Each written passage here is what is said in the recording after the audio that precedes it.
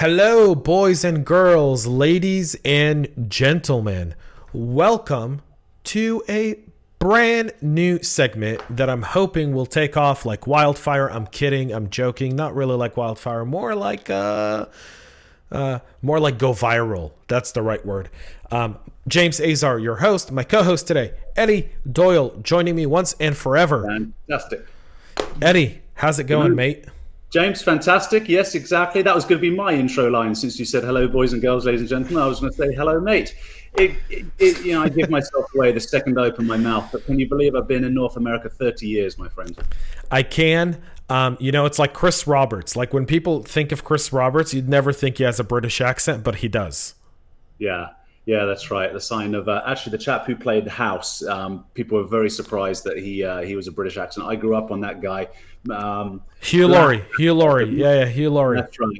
And there was this. In fact, the IT community would love it because Blackadder and Monty Python. It was that kind of comedy. So he got birthed out of that, but clearly was able to fool an entire generation with his deft American accent. But for me, I'm not an actor. What can I say? So here I am, transplanted, a welcomed guest to this amazing country, and I love it. There you go. So, folks, thank you for tuning in. Here's the deal.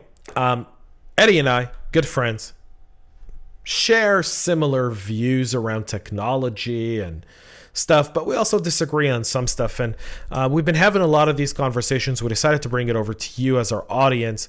And we wanted to talk about the social dilemma in our inaugural episode. If you haven't seen the Netflix documentary, we're going to talk about it here today. We're going to talk about technology. We're going to talk about technology and geopolitics and government and privacy. And the whole point of this is to illuminate to this whole idea that AI or machine learning or quantum computing and all these technologies are supposed to make our lives a lot easier. But at the same time, they also can threaten our freedom, our way of thinking, our decision-making process, and so many other things. And Eddie and I have decided to do a show all about this for as long as you will tolerate us and maybe longer. Right, Eddie? Yeah, and it's funny because I was thinking about the speed at which technology changes. I mean, this is what we want to try and help people catch up with an understanding context of geopolitical terms, in context of, what is free, right? If a product is free, you got to understand that you're the product, these kinds of things. And it's just happened so rapidly. I was thinking over the weekend, chatting with some friends about Gutenberg moments. What does that mean? In 1440, Johann Gutenberg invented the printing press, and right away, pretty much nothing happened. But over the course of several hundred years, it gave birth to the Great Renaissance and science and medicine. Well, our Gutenberg moment with the internet was only like 25 years ago, and so much has happened. So James and I want to kind of break down a few of the technologies for the audience and see if that might be helpful for you. There you go. So today's topic is the social dilemma. Dun, dun, dun, dun. Right. So one really cool thing for those watching is I am going to bring up the social dilemma website right in front of us so you can see it on the screen. If we want to watch any videos, we'll add those on here and you guys can see them as well. We'll be fact checking ourselves. So every once in a while, you'll see me go to DuckDuckGo and fact check. So that way, if we say something and one of us, either Eddie questions my statistics or I question Eddie's facts, we'll do that live in front of you. So there's full disclosure. You can see everything in front of your eyes. We're not making any of this shit up. And this is ultra important for us. So if there's ever something that we might have missed, throw it in the comments. We're not going to be embarrassed. We'll take it on. And then on the next episode, we'll say, missed that one. We might just fact check on the subsequent episode. But for the most part, we're going to do that on the go as much as we can because we want to be factual. That's part of an agenda, I think, that sparked our dialogue, wasn't it, James? Is that there is so much disinformation out there, and the social dilemma touches upon this point a lot. And so, let's try and get to the bottom of the disinformation because there are actual facts. What are they? So there are a lot of facts. And yes, we want to be very, very factual, and we want to be honest, and we want to be frank. And while we have our own opinions, whether they be socially, politically, or whatever the case may be, we want to be able to give you both points of views so that you have the information in order to make your own decisions. And so let's get right into the social dilemma. I think let's not waste any more time. I'm going to bring the website up in front of us, and you guys are going to see it running there. And the website is thesocialdilemma.com, MMA.com. And if you haven't seen this Netflix documentary, it's pretty eye-opening for those who don't understand the full impact of social media. I think for a lot of us, so for those who don't know, Eddie and I both work in the cybersecurity space. So we're kind of technologists and we're privacy people and we're security people. But I'm going to ask Eddie, and kind of want to throw this out to you, Eddie. Mm-hmm. What do you think of the social dilemma? I mean, did it bring anything new to you, or was it kind of like confirming some of the kind of hesitations you had around it? Well, in actual fact, so I'm a cup half, 3/4 full kind of thing guy, very much optimistic. And so I wasn't surprised by what I heard, but it did change my mind. And the thing that it changed is, as a forever optimist, I'm starting to wonder, is this a great direction for us? Because, optimists look through the lens of our perception and we go, oh, this is great. We can contact grandma from across the other side of the world. Oh, this is great. We can get rid of the middleman and start trading goods and services. Oh, this is amazing. So I look at those things, and it really gave me pause to reflect on, okay, what damage is being done? I tended to ignore that and sort of bury my head in the proverbial sands of time, thinking it'll just sort itself out. I don't know that it will. And I think it's going to require a concerted effort by people to really understand what they're doing. One of the things it said here, the technology that connects us also monetizes us. What a great line. And I was talking to a friend in England about this who's not as technically savvy, who was complaining, this is outrageous. I watched The Social Dilemma. I had no idea they're selling my information. It's kind of like the cow complaining how the steak gets served. We've got to understand. I'm sorry, that's a brutal line, right? But we have to understand that we are the cow in this scenario. Now, I kind of get that, and I take certain precautions, but I'm still a great technologist. I have Alexa devices, right? I have a lot of this stuff. I'm on LinkedIn, do a little bit on Twitter, I'm a little bit on Facebook. So, I'll pause right there, James, because, as I say, it's starting to make me a little bit concerned, especially when it comes to the next generation of children growing up into adults through this thing. It touched on, teen suicide and teen self-harm. I have the statistics somewhere. Actually, I'm going to look them up in a second. I didn't write them down here, but I've got them on a file. So when you start chatting, let me look those up, and it's quite alarming. So I kind of want to take that and, this thing talks about the technology that connects us, manipulates us, and you can see this thing's kind of like running through right there in the middle of the screen. Boom, boom, boom. Polarizes us, distracts us, and there's a lot of truth to that. I mean, one of the things I've argued on a podcast, and then I'm self-promoting, Eddie, and I'm sorry, called Goodbye Privacy. I did my entire first season, and the first 2 or 3 episodes were dedicated to social media, and then we're really dug deeper into the companies that social media companies do business with, and it was fascinating to go through that path. I will say that for me, the social dilemma, the one thing that scared me was the insiders talking about the use of AI. So very, very frequently in technology today, we keep hearing that, AI is half-baked. AI isn't finished. AI is still a developing technology. It's still an emerging tech. It's still something brand new.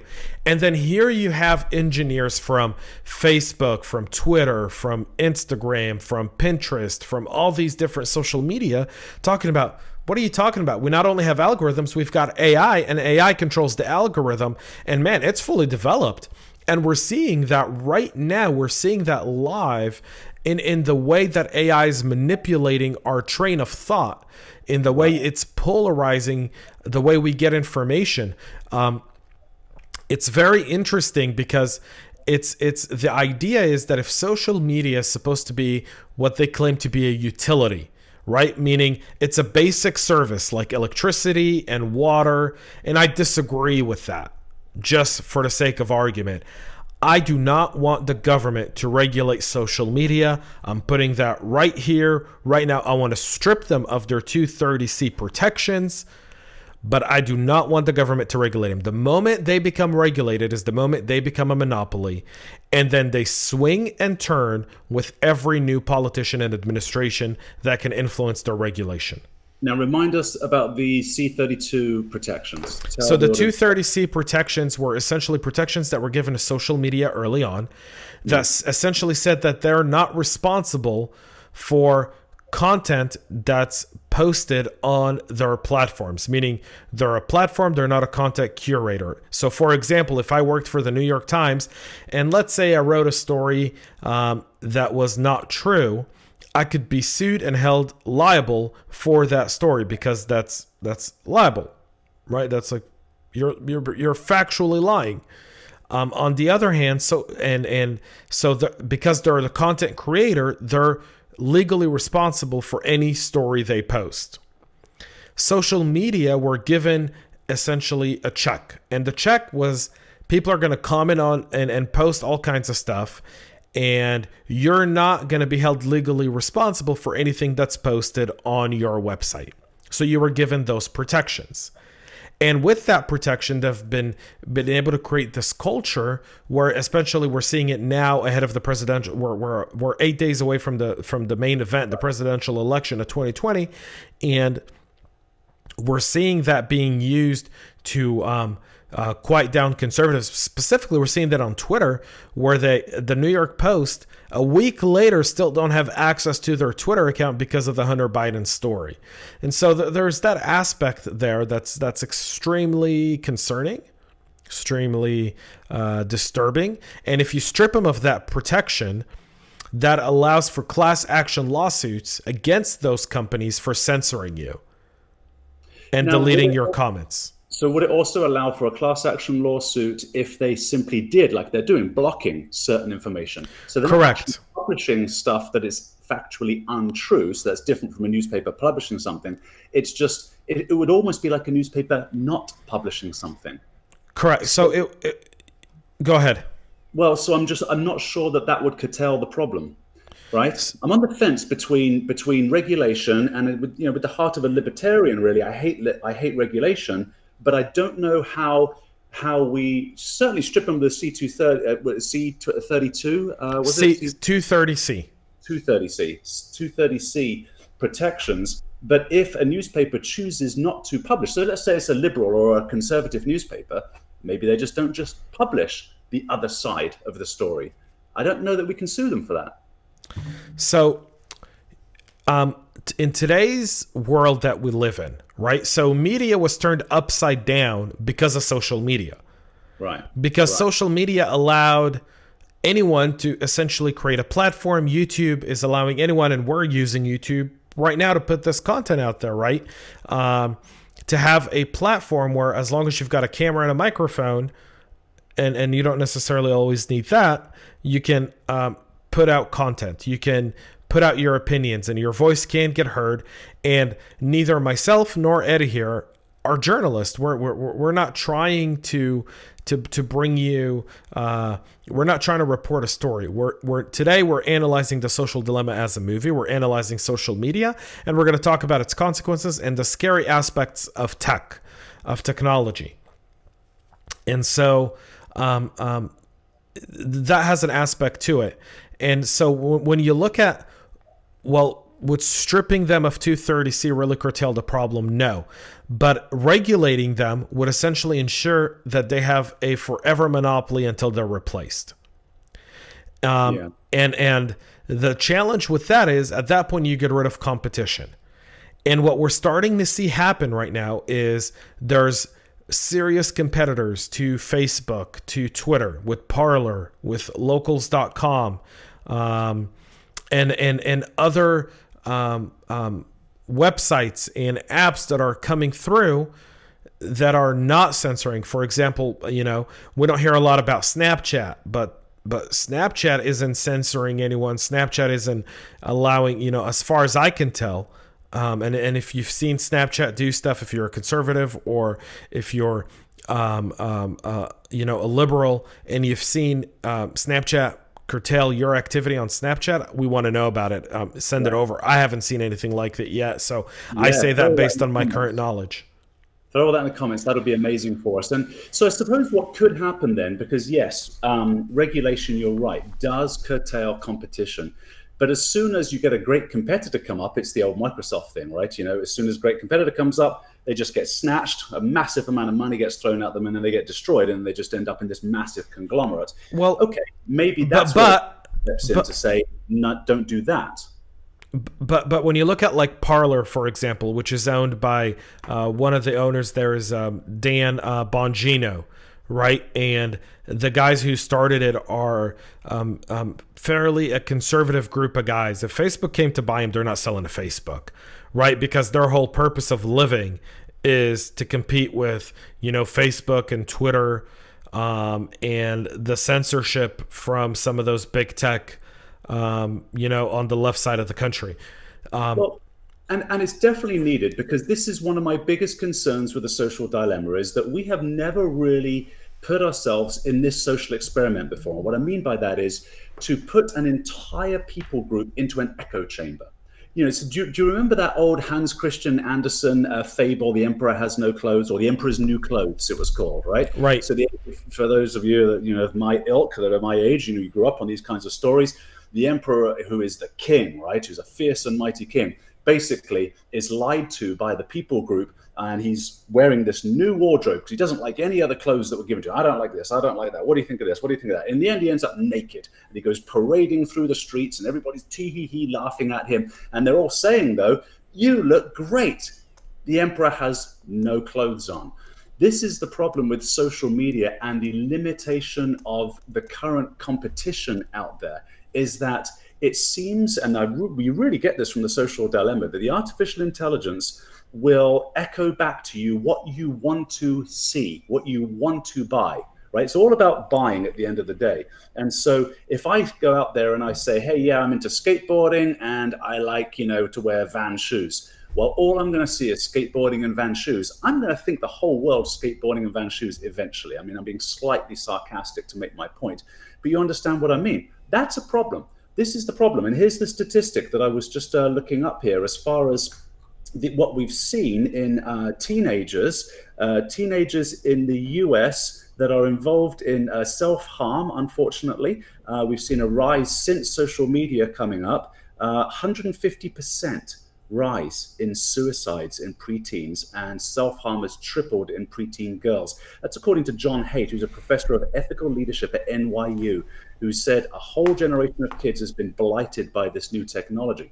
So these are the things that I'm wondering, well, how does that work? 20 years from now, what does that look like? The generation that's then in the workforce, that have lived in an echo chamber, that have only had their own likes, the thumbs up like preferenced back to them. It doesn't speak to the diversity and the beauty of this planet, and the things that people need to adhere to that are new and new ideas. And I think this is the polarization that we see in the political spectrum today. I mean, so much more than we did 4 years ago when I moved back to the US. It's a dilemma, as the title does say. Well, it's a dilemma beyond all of those. So there's a very cool piece to the website that's called The Dilemma. And they talk about all these different statistics and all these different things. And, when you brought up right now the amount of kids that commit suicide due to social media, the fact is bullying was bad enough before social media.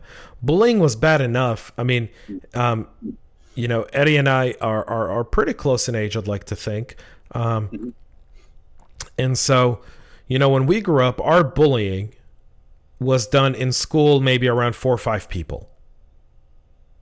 Right. And now bullying is done in front of hundreds, if not thousands of people. Right. Online. And this is a part where this is where I feel like local community and local jurisdictions should crack down, right? Coming from kind of like a libertarian point of view, this is where I feel like I don't want the federal government necessarily to start making online cyberbullying laws, although right now cyberbullying is a federal crime. And I think that's an overreach by the federal government. Cyberbullying was made a federal crime during, I think, the Obama White House, I believe. I want to double check that while we talk about it. But cyberbullying... There's an irony there. While you look that up, here's the irony. So again, maybe I'm living in an echo chamber, because what I see online is, say no to bullying and Black Lives Matter and all these kinds of social justice warrior type events. And here's the irony: the social justice warriors seem to be doing a lot of bullying. I mean, if you just read. And so we've invented this incredible thing. We've advanced our species. I mean, Stephen Pinkerton, I think his name is, wrote the book Enlightenment Now. He's a Harvard prof, a clinical psychologist, I believe, by trade. And he wrote a book called Enlightenment Now, about how the world is a much better place than it was. And it is much better. We are, all of us, privileged to be living in 2020, even during a pandemic. Really, we are. Up until the late 1800s, right, in England, the average family lived on $1 a day in today's money, right? Men were either coal miners or soldiers. I mean, it was a harsh life. Today, life is amazing. But therein speaks the irony in the increase in bullying. Now, you've got some seriously small text there, my friend. You got your spot? I am finding it, and then I'll be putting it up here. I'll be making this much larger. Sounds good. Good man. All right. So yes, as a 12-year veteran of the cyber industry, I wasn't really surprised by most of the sinister facts that I found in this social media documentary. But it's no doubt a revelation, I hope, to most people, and they certainly need to know it. I'm asking my 13-year-old daughter to watch it right after I watched it, because I'm going to have a conversation about limiting social media. And there's some great tools out there that can help do that. And another irony that I thought was interesting from the documentary is the majority, certainly of people they interviewed, of tech entrepreneurs that they interviewed in this, won't let their kids on social media, or very much limit their children on social media. And I think, this could be a fable, but I think Steve Jobs didn't even give his kid an iPhone until she was of a certain maturity. So think about that. The creators are not as keen on the animal that they have created as one might think. All right, what do we got? So here's what we got. This is according to Wikipedia, so we take this at Wikipedia value, because Wikipedia does change based on the narrative. Mm-hmm. So legislation in the United States geared at penalizing cyberbullying has introduced in a number of U.S. states, including New York, Missouri, Rhode Island, and Maryland. At least 45 states have passed laws against digital harassment.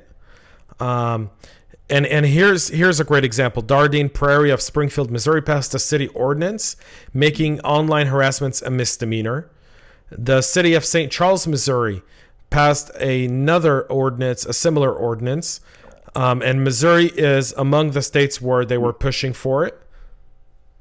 A federal law there's no specific law on the books to deal with it federally. There's been attempts to do that. California passed a law to deal with this in 2008. Again, but nothing since. So, well, back to your point about the social media companies needing to shoulder the burden of responsibility themselves. Maybe what we do is we look at law to discipline the social media companies so that they're the ones that take care of the bullying. Now, the problem. Well, here, but I'm going to jump on the problem. I think you're just about to say, who gets to decide what's bullying? Is that where you were going, James? I was going with, I don't want social media companies to decide anything, because we've seen the way they decide is based on the interest of their employees, right?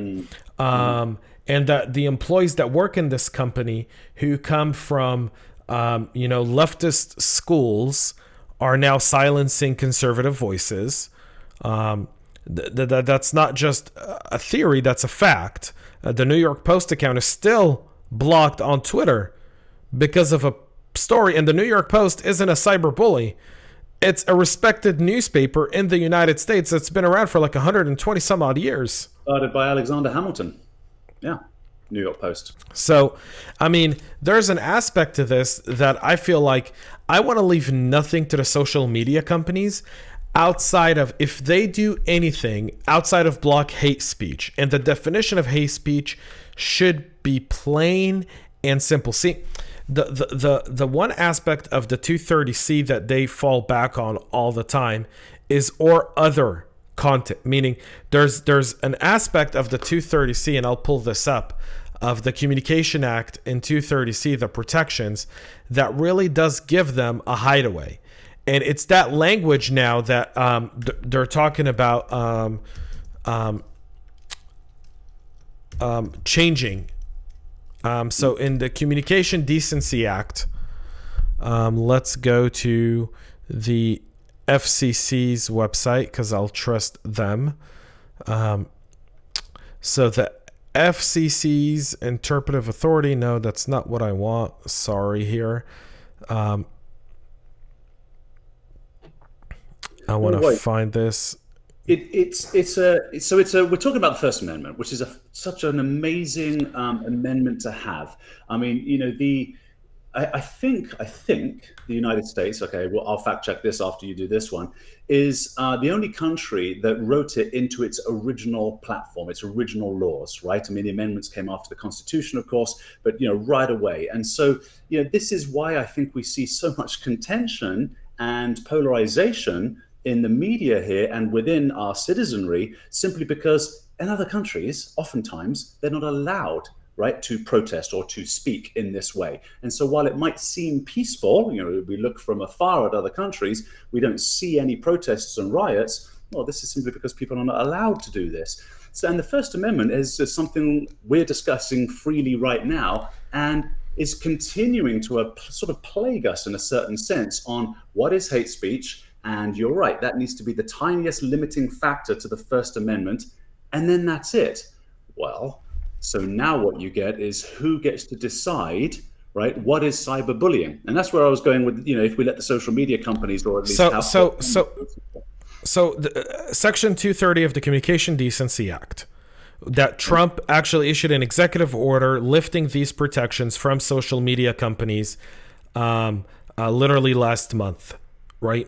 So, or earlier this month, he essentially allows them to moderate their content by removing posts that violate their own standards as long as they are acting in good faith. And that's the question where, every law in our country has so many different loopholes in it, and they're right in gray areas, or they leave it up for legal interpretation, hoping that the Supreme Court will settle it later on. And this is part of, this whole argument right now in this election of packing the Supreme Court, of what is the role of the Supreme Court, what is the role of legislature. And someone who I listen to quite often, Ben Shapiro, talks about we should make a law that essentially says that no law is allowed to be passed that's over 7 pages long. No more omnibus bills, right? Because this is exactly the kind of challenge with an omnibus 700-page Communication Act, right, that's passed, that has one section, Section 230, right, that says that you're allowed to moderate your own content based on your own standards as long as it's in good faith. Well, that's up to interpretation, right? Good faith for someone who's been brainwashed in a 4-year leftist college by leftist professors who adore communists and socialists is going to have different good faith than someone who's conservative and believes in maybe family values and are anti all kinds of stuff. And I think that's an aspect that we're not really discussing here, but the social dilemma brings that up extensively with the idea of how AI and how things are pushed down your throat and how content is curtailed. And there's a very interesting thing here that talks about extremist groups. So 64% of the people who joined extremist groups on Facebook did so because the algorithm steered them there. Wow. That's from an internal Facebook report from 2018. Right. Because I was going to bring up the fact that, like on Twitter, so we were kind of hammering on them a little bit, and I think we should more, you had the Green Revolution, which was the revolution that attempted to overthrow the Ayatollahs in Iran. That's right. Exactly. Now, and then, of course, that failed. Not to say that, okay, that's good. Well done. Good attempt, right? Keep pushing in that direction. But the regime has also access to all of these tools, right, at the same time. And this is what you just read at this statistic here. So these tools are now being used, let's say, for evil, right, by certain people groups, right, by these particular members. So now what do? It almost comes back to the Wild West, right? Leave the town square open and let people just sort it out among themselves.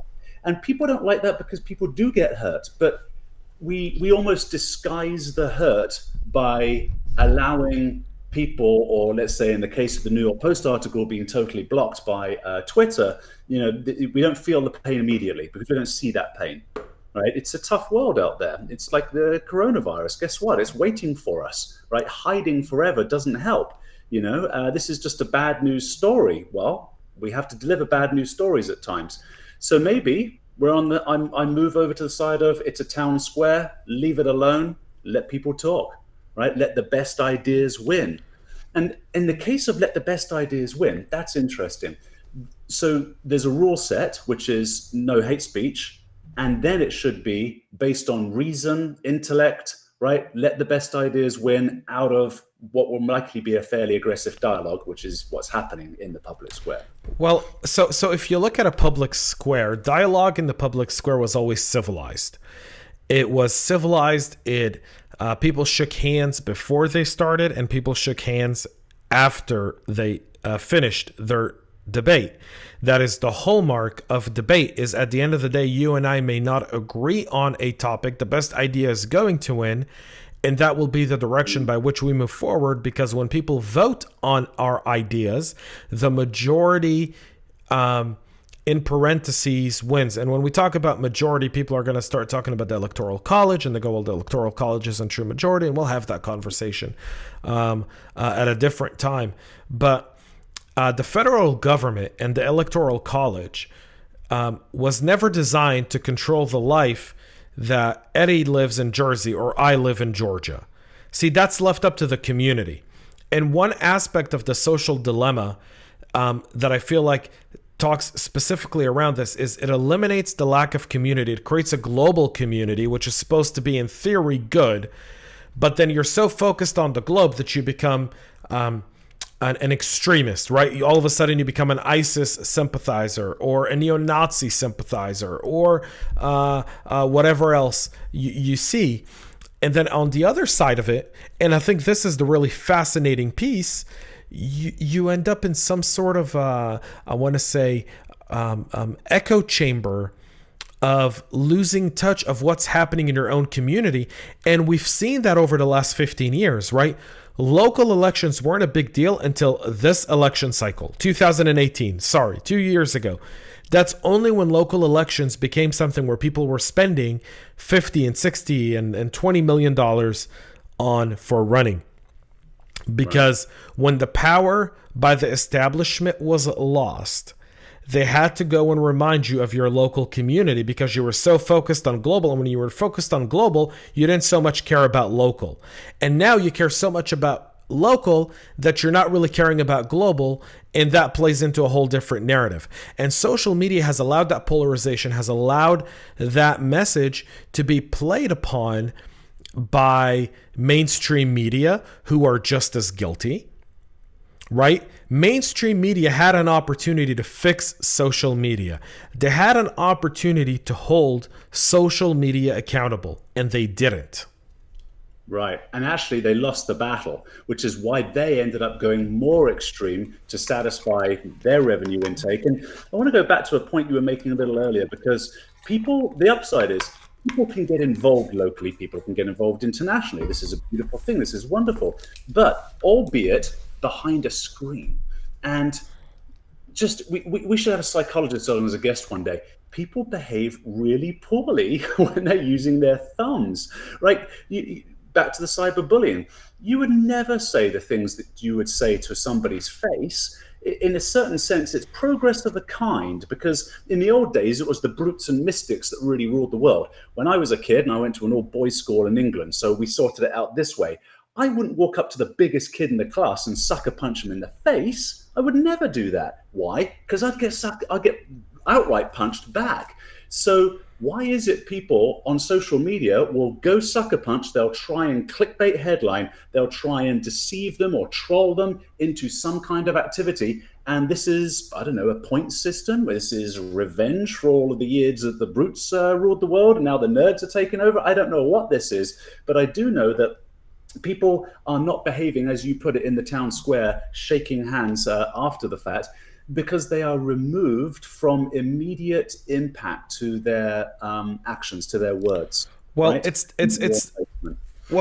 the idea of power, right? The balance of power. So we look at Mark Zuckerberg or Jack Dorsey, and I'm going to defend them here for just a moment.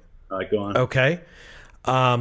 And the Instagram, which is now owned by Facebook, and we look at those guys and we say, you guys, you human beings that wake up like us, relieve yourselves like us, go through the same difficulties we go through, on your shoulders, on your square shoulders, is the price of the cost of democracy and freedom of speech and all these different things.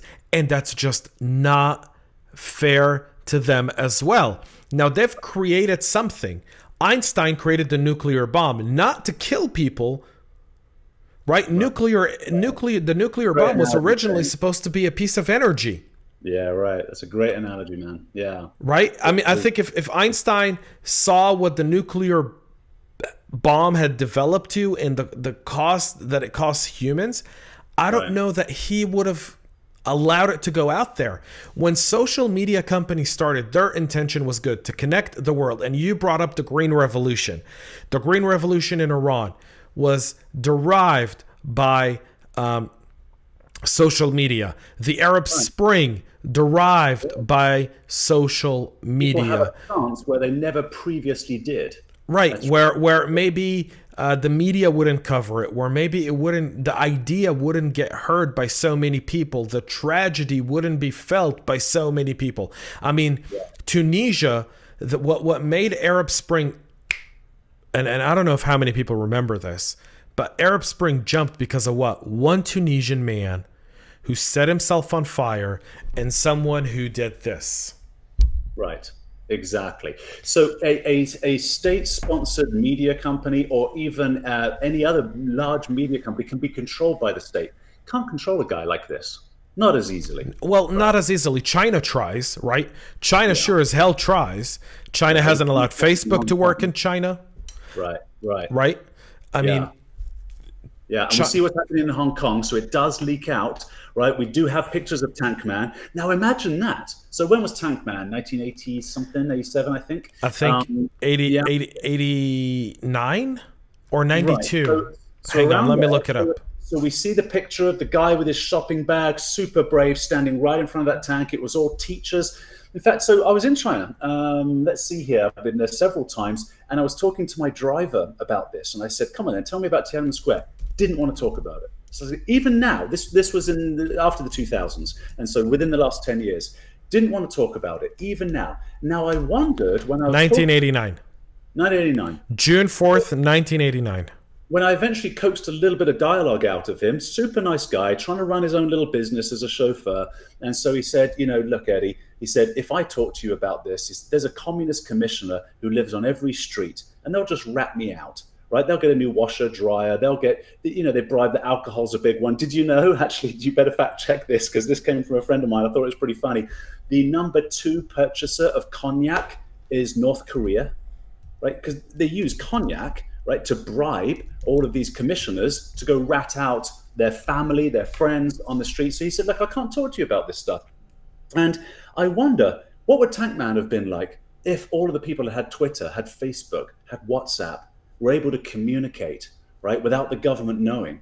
Would they have overthrown a dictatorship that was responsible, the Mao dictatorship, for over 60 million deaths, people starving, right, and the one-child policy rule? I mean, could have been absolutely incredible for them. Maybe not, but the Arab Spring, yes. While we hoped for a lot more, at least in Tunisia, I think is the only country, right, James, that managed to hang on to democracy out of the entire Arab Spring. So the Arab Spring led to over, I think, 4 million people dying in the region, and now 4 countries remaining destabilized: Libya, Syria, Lebanon, Iraq. Iraq's been destabilized since the invasion in 2003, but they had a bit of stability before Arab Spring reared its head there. The countries that had real change was Tunisia, or Tunis in France. Yeah. Yes, yeah. Tunis. Yeah. But we saw in Syria, what was it, over chemical weapons being used by Bashar al-Assad on his own people. Right. And we were getting those stories from social media. So Right. again, we wouldn't know that unless there weren't people going on Facebook and Twitter, right, and saying we're getting hit by chemical attack, and they're showing you pictures of dead children or women or elderly who've died from what clearly, when you look at the images, and if you've ever seen a chemical attack or you've seen images of chemical attacks have a specific set of imagery that is very, very clear for a lot of people to see. And so that was the case there. That was fascinating. And that's points to Jack Dorsey and Mark Zuckerberg for that. And I want to go back to my original point, which is we are expecting these two guys to allow for free dialogue when we all know that a CEO of a company doesn't really run the company anymore. Not when it's a conglomerate, not when it's a publicly traded company. And I know, that's right. Right, you have an institution at that point. You've got a political organization within the organization that's pushing through things. And what we've seen a lot with social media is the people that they are hiring are predominant in some of these roles are predominantly political operatives. And it's almost brilliant in the way that these political operatives all of a sudden find themselves as head of content at Facebook, or head of fairness at Twitter, right, or head of diversity. Those are the ones that scare me, right? The head of fairness, because who gets to decide what's fair? Right. That's interesting to me. Right. And even without purposely hiring those people, the trouble is these organizations become so massive that they apply pressure as a conglomerate. And just put it this way, look, left-leaning people are typically creative, right? If you think of it like this from the political spectrum, I mean, this is not absolute, but it's a general rule of thumb because we vote our temperament, right? I like straight lines and order. So I'm typically a conservative type of guy, right? It's just the way I'm born. Now, others are born, and we talk about that as order, and on the other side of the yin-yang symbol, there's chaos. Chaos not being a bad thing, chaos being very entrepreneurial, very thinking outside of the box. You think of Steve Jobs just thinking crazy ideas. That's a very liberal type of trait. So when you give birth to this incredible thing in America called Silicon Valley, right, and it ends up, let's say, ruling the world with technology, which, yeah, that's where innovation comes from globally, right? It's Silicon Valley. They've done such an amazing job. They typically all lean in one direction. So now, even if the guy at the top did want to be completely neutral, you've got 100,000 employees that are putting pressure on you to lean in one way. Right. A great example was when so there's a famous podcaster, Joe Rogan. I'm sure everybody's heard of him. So he went over to Spotify, and of course, Rogan, he just shoots his mouth off and says whatever the hell he likes, right? This is why he's so popular. Ironically, the Spotify employees started, oh no, we don't like some of the things he's saying. And there were rumors of censorship. This is just rumors. I don't know if it was official from Spotify, but there you go. That is the employees saying, hey, you need to do something about this guy. Now, in this case, I don't think anybody's controlling him, because that's the hallmark of his success. But that's the problem right there is, you've got, look at Amazon, 800,000 employees, right? Putting pressure on an organization that might release a movie that they don't like, for example. And so, yeah, you're going to answer to the bottom line. And these are publicly traded companies. They have to keep their shareholders happy, obviously, and of course, and so they should.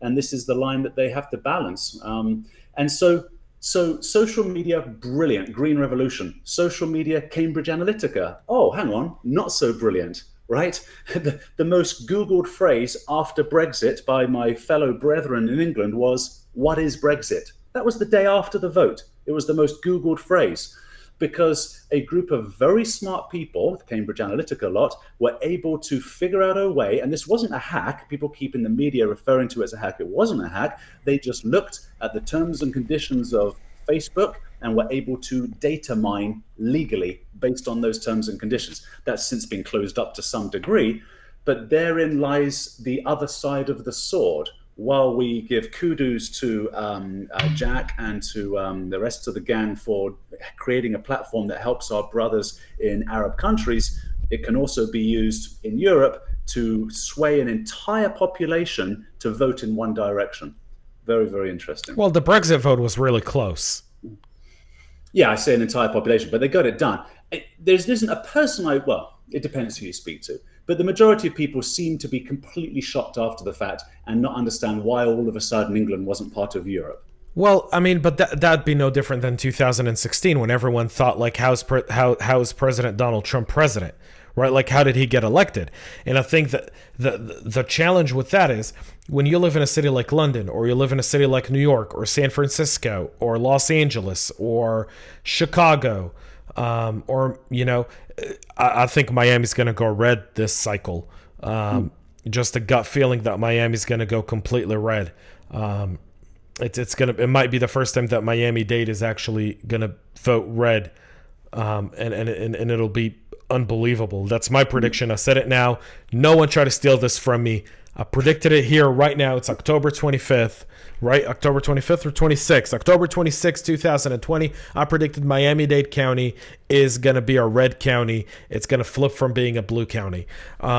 I'll support you with why just for 30 seconds and then carry on that thought. I think the reason why there are so many people who have actually lived under extreme left conditions in Latin American countries, obviously, especially Cuba, you know, these people really understand what it's like when you start to walk. Well, and they've heard it. They've heard it. They've heard the promises: free healthcare, free education, free everything. You let us, the government, take care of something. I'm going to give an example of that here in just a minute, but I want to finish my thought. Donald Trump became president to the surprise. Same thing of what happened with Brexit. And here's the thing with Brexit. I was happy that the UK left Europe. UK was too good for Europe. They were too good for Europe. The EU is a corrupt, disgusting, stinking institution of complete control back this up, James. over a population. I will say this to Europeans in their face.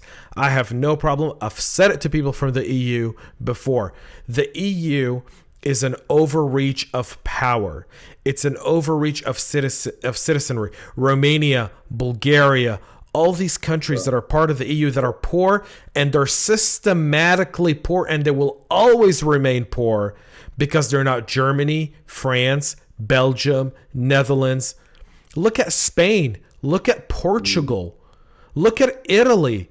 Those countries have no way of taking over their economies ever again. They're at the mercies of the Germans and the French. Actually, they're at the mercies of unelected officials in Brussels. That's the problem with Europe. That is not democracy. So essentially, they signed democracy away with that move. Right. So that's insanity to me. Yeah, unelected officials cause influence, and the unelected officials, in order to support the rest of Europe, where are they getting the money? From the producing countries. This is why it's unfair, and this is why, to support your statement, England. I was happy that UK got out. I'm pleased that the UK got out. I can't wait for the day when the UK is no longer in. I think that's next year, right? That's like May of next year. Yeah. Did they exit with no deal? I've been, as I say, in North America generally for 30 years, in and out of the US and Canada, and I don't know. I'm gonna look it up. But what I meant to say by that was what I meant to say is people who live in countries. People who live in places like outside of the big cities, that live in their small communities, they are now waking up to the reality that they're not going to have jobs, that they're not going to have their communities, that they're not going to have any more business, that they're not going to be able to compete, that they're not going to be able to innovate. And that's what Brexit, that's what Donald Trump meant. And the social dilemma highlights that. It highlights that in the fact that these social media companies, these algorithms, are designed to make you think. It's not just the information they're feeding you, it's that train of thought. Right. By the way, I saw the cognac thing up. Was I right with that cognac thing? You were right with the cognac thing. All right. Awesome. And let's see. The withdrawal was on the 31st of January, and then from there it's that's it. They're done. Okay. Yeah. Well, we'll see what those guys come up with. So we're about to wrap up. We're almost out of time. Okay. So I kind of want to take this. I kind of want to bring us all together. So here's the deal with the social dilemma, folks. I'm going to wrap this up, then I'm going to ask Eddie for his prediction. We'll end with mine, and then you guys can comment and call us stupid all you want. Or geniuses. I prefer geniuses, but if you're going to call us stupid, at least back it up with a fact. So here's the deal. Social dilemma, a very, very interesting aspect. Scary tech, AI being fully utilized right now on people, being weaponized to train you in the way you think, the way you interact, and the things that you're going through. It's a very, very interesting concept. The idea of regulation scares me personally. Eddie, in your kind of final thoughts, what do you think, buddy? 2 years ago, I went to Princeton University to do Christmas carols in one of their beautiful old buildings with my family. And when I got there, and it was my first time there, Ivy League University, it's going to be amazing. There was a massive table set out with flat earth theory. Now, these are Princeton Ivy League University students and masters and PhD students touting that the earth is flat. Genuinely, this is not a joke. They're genuinely trying to convince people the world is flat. The problem with social media is that it gives a voice to insanity. That's my final thought. So I'm going to go down the route, and I like that. Flat Earth theory at Princeton. Did you take a picture or video of that? I should have done, shouldn't I, mate? You should have. You should have. Because that would have, I mean, if I was thinking of sending my kids to Princeton, I wouldn't at that point. I mean, I'm literally worried. I'm literally worried about college education with kids, because you can teach them so much, but then these kids end up going to a very liberal, very left-wing college campus that's really scary. So I'm gonna close off with this. The federal government should not regulate social media, period. We should strip them of their protection of content. We should sue them if they start acquiring smaller companies that threaten them with antitrust lawsuits, just like the DOJ last week sued Google on the antitrust $5 billion lawsuit. I thought that was a great shooting warning shot to every other social media platform and every other kind of window to the internet. I will say that one aspect that was very interesting for me is, I don't know if this was in the social dilemma or if I'm confusing this with another story, but I think, Eddie, it may have been you talking about a cell phone guy who was selling cell phones to people in India, and the first thing he uploads on there, the first app he does for him is Facebook, and then he opens their Facebook account for him. And for a lot of those people, Facebook is the way they get their news. Facebook is the internet for them. It's not Internet Explorer, it's not Chrome, it's not Safari, it's not Firefox, it's Facebook. And when that's kind of the approach to it, that creates a world of danger in terms of information. And so I don't want to see the federal government regulate Facebook, because I don't trust the federal government not to abuse that regulation every 4 years or every 2 years whenever there's a political shift. Not only will it eliminate competition, but if all of a sudden for 2 years, one party has the House and the White House, they can pass whatever law to change that regulation. And then 2 years, and once that happens once, it'll never change again, because that's complete and absolute takeover of power. And that's what scares me about social media. Right, and that's why I think that we need to strip them, allow them to be sued, so that if we're censored, if we're driven down, I can hire a law firm and I can sue them. And that threat of lawsuits of every single day being in court by hundreds of millions of users is going to be too much for them, to where they're either going to open this up completely, or they're going to set clear terms and conditions that don't allow anything to interpretation, and so forth. Until then, we'll be duking it out in the town square, which is exactly what James and I are doing, and trying to encourage dialogue in the town square. So bring it on. Yeah, this is our town, and that's what I'm going to call the show. Up until now, we're going to call this the Tech Town Square. There you go. Done. Yeah. The Tech Town Square with Eddie and James. Eddie Doyle, he's an amazing human being. As you guys get to know this guy more and more, you'll love him more and more, like I do. Like, this guy's just unbelievable. He's just a brilliant guy with a good, solid hand on his shoulders, and I'm proud that he's co-hosting the show with me. I couldn't think of doing it with anyone else, Eddie. James, I'm honored, man. Really, it's a privilege. As I say, I've been tickled to bits the last 30 years of being a guest to this amazing nation and meeting people like you. So I want to continue meeting people and really bring it on. In the comments, give us stuff that you want us to talk about. Give us stuff that you oppose. We want to break these things down, and we're happy to serve. And subscribe now, folks. Subscribe right now. So here's the deal. These first few episodes are going to be on my CyberHub podcast channel, and we'll be sharing it on social media. If after 3-4 episodes we see that we're getting a ton of views, we'll open our own channel. We'll send you folks to go there. Join us there. Help us grow this show, the Town Square, the Tech Town Square, the Town Tech Square. We'll figure this out here.